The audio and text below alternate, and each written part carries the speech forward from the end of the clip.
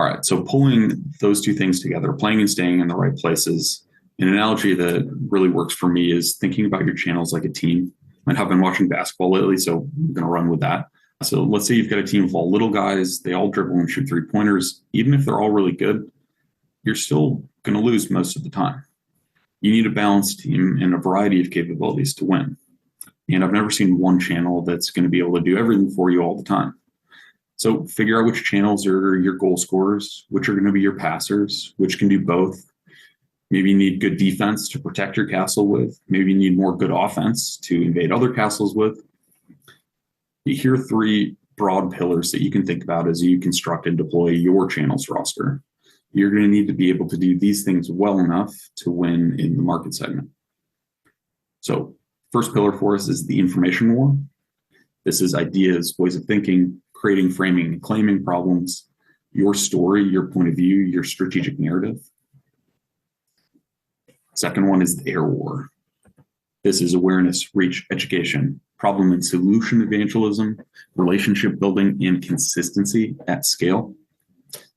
And then the last one is the ground war.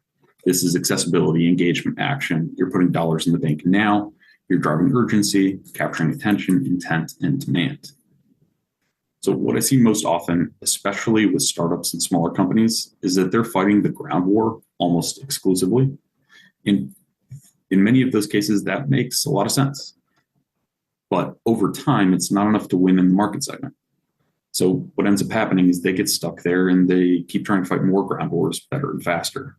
Symptoms that look like growth is hard and it's getting harder.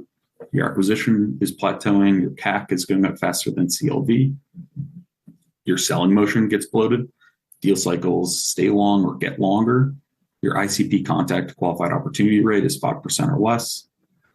Those are all indicators that you're in a trench warfare situation and you're throwing more resources into the trench, which is going to be inefficient, but ultimately that makes you vulnerable.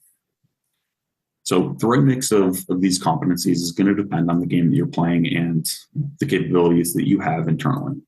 And you don't need to be world-class at all three.